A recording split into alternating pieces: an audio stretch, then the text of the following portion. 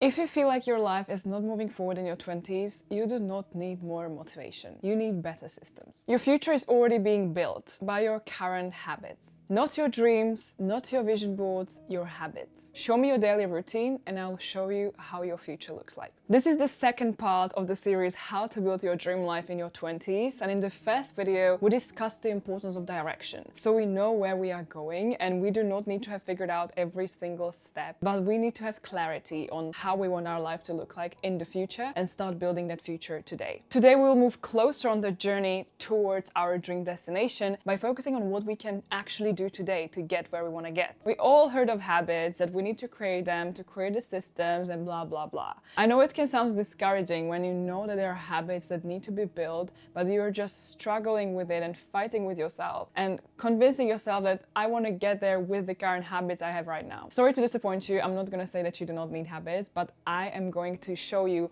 ways how you can create those habits more easily so that it doesn't feel that difficult. What can I do today with who I am right now? The first thing I want to discuss is that identity-based habits beat discipline-based habits. When you realize that discipline is built like anything else through consistent daily action rather than forcing yourself through things, the way how you think about habits changes. If you stop thinking about discipline as something that's forced and rather than something that's trained like a muscle every single day, you will see that habits creation doesn't need to be difficult. The steps that lead towards your dream outcome just need to be made simple and easy so you will be able to keep doing them over and over again. However, waking up early, reading that book, learning that language, it's not easy. And even when I tell myself I'm gonna do this every single day, times will come when I just don't feel like doing it. And that's where this discipline-based habits fail. We will focus instead of identity-based habits, and those are the ones that bring us towards our dream goals. You can't say, I want to wake up early. You need to say, I'm the person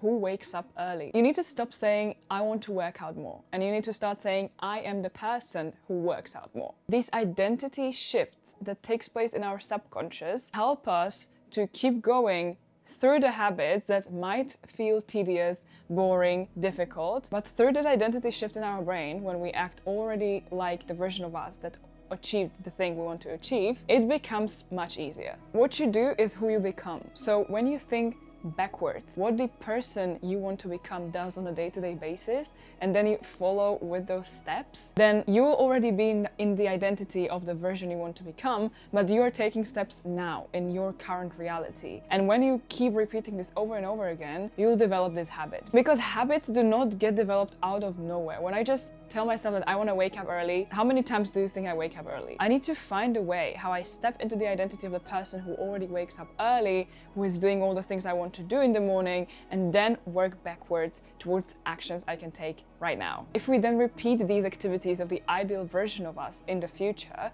on a day-to-day basis, we don't know the exact moment when we develop that habit, but sooner or later we'll notice the change, and then we'll be able to look back and see, aha, this is what I did on a day-to-day basis, the habit developed over time, and this is what I'm able to do, and this is what I achieved because of doing this consistent daily action. We always act in alignment with who we believe we are. So if you think of yourself in the best possible way, if you think of yourself as a high performer, as a singer, as a dancer, as a content creator, as a programmer, as whoever you think about, then you naturally act as that person subconsciously. You don't even realize it. And if you realize it, then you actually step into the foot of that person even better.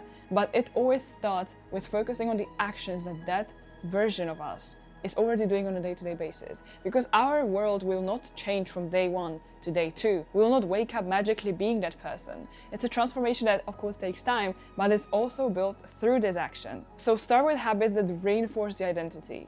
2 more pages, 10-minute walk, 5-minute video, whatever that is, just keep doing the reps. And I promise sooner or later, you'll meet that version of you in yourself. The second point I want to highlight is to build systems rather than going with the vibes and just living your 20s as it is. Just going with the flow. Don't go with the flow if you want to live an extraordinary life. Systems are boring because they are automatic behavior that you create through habits. It's the series of steps that you do in different areas of your life that naturally result in your chosen dream outcome. The thing is that if you develop your systems well, they will become so automatic to you that you will not even notice them on a day-to-day basis. You will do them on an autopilot. And that's the goal of your 20s, to create working systems in different areas of your life. Your friendships, your health, your spiritual life, all these areas of your life require different systems. And again, the goal is not to be perfect, because there will never be a point where we will have one perfect system for every area of life, especially with the changing circumstances. But when you create systems that are flexible, you can adjust them to different seasons of your life. So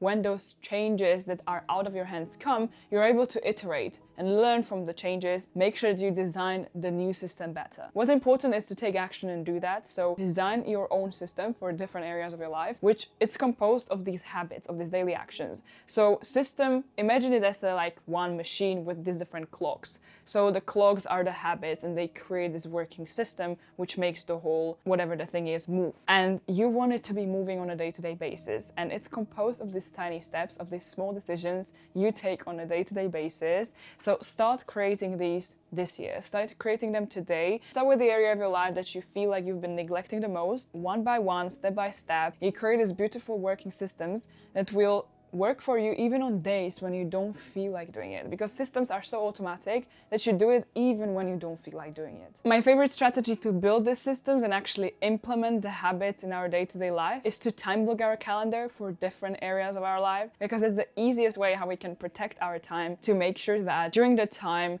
it's a sacred period when I'm going to dedicate my energy and focus to that specific thing. With creation of routines and habits and this overarching systems, you find out that you reduce your decision fatigue significantly, because you will reduce the number of decisions you have to do on a day-to-day basis, because you design your life in a way that fits your goals. For example, Monday can be a day which you decided to truly dedicate to writing your book. So in that day, you will not be distracted by anything else. It's your writing day. And you will have a system in place so that day, that Monday, is protected time for writing your book. Do you know what I mean? The second method I like to use other than time blocking is habit stacking. So creating this new habit on top of the one that I already have. So you can think that, okay, I don't have time to read books, but you are having your afternoon coffee, right? So what about reading 5 pages after you have your afternoon coffee? You will create this stack of habits. You start with your coffee, which is your automatic habit, and then you will stack on it this new one that you want to do. And again, you're thinking a mentality of a person who reads a lot of books. Not, I want to read more. That's not going to help you.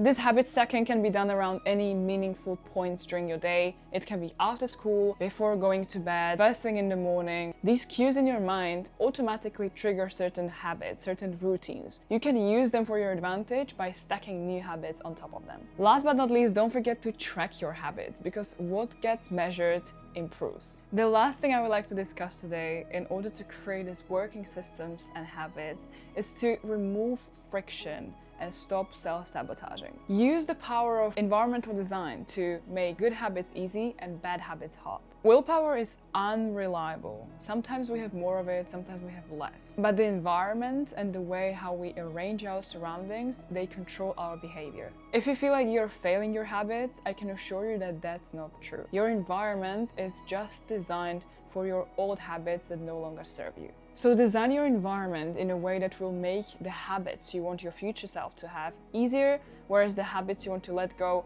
more inconvenient and hard. So if you leave your journal on your pillow, you will have no other way before lying down than to take physically that journal and put it away. So you'll start writing. If you have a water bottle on your table next to your bed, you're more likely to drink that water in the morning. If you have your gym clothes drawn somewhere at the back of your closet, of course you're not going to exercise. All this shows that the cues we experience in our environment naturally nudge us to start certain things and to do certain habits. If you leave your laptop open to your study dock, it's gonna be your default, which you're gonna sit down and you see the study block, you are much more likely to start studying. You need to become an engineer of your own environment, which means that you make sure that the new habits you want to support are easily done, whereas the ones that you want to remove from your life can't be done that easily. The second thing we need to do in order to create the best habits possible is to replace current habits with something new instead. Do not leave space for emptiness. Our brains hate emptiness. If you remove a habit without replacing it, it will return.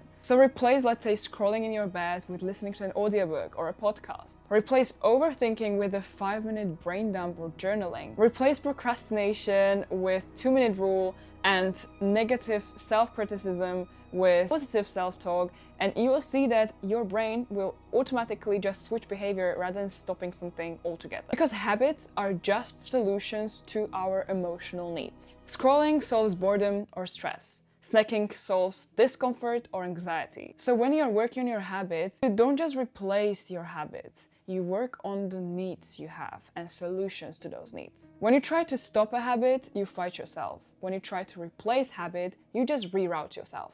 The third tip that will help you to build incredible habits and design your systems and live your best 20s is using 2-minute rule to your advantage and starting embarrassingly small. The 2-minute rule says that any habit should be reduced to something that you're able to do in 2 minutes or less. Because the hardest part of any habit is starting. When you overcome this greatest friction at the start, then the rest of the habits will become much easier. The 2-minute rule works because it reduces perfectionism. It reduces this fear of effort. It builds this consistency on days where we do not feel like doing the work. And as mentioned in the previous video, it helps you build an identity of the person who is already doing that thing. So instead of reading 30 pages, read 1 page. Instead of doing research for your big capstone project, something I need to start on very, very soon, I'll read 3 articles every day. You do not need to work out for the whole hour. Start with 10 minutes workout. Don't tell yourself you're gonna journal every day for 30 minutes. Start with 1 sentence. Cleaning your room sounds like a whole day activity, but start with 1 surface and you'll see the magic happens afterwards. Your brain cares more about the signal than the size, and once you're in motion, you'll keep going. This rule focuses on showing up, not finishing, and on building the identity of the person you want to be through repetition rather than intensity. Remember, motivation comes after action, not before. So to summarize the whole video, design your environment in a way that good habits become the easiest option. Then make sure you replace your old habits with something new that's beneficial for you. And use the power of 2-minute rule to just start and get yourself into the activity, and you will end up doing much more and you will not even realize how. And that's the power of habits, that they compound and that you will see the results and the fruit of your action after you look back, if you keep going for long enough. Remember, consistency builds your identity and your identity builds your future. I really hope you enjoyed this video. If you did, please give it a thumbs up and subscribe to the channel. And I'll be looking forward to seeing you in the third part of this series and any of my other videos. Bye!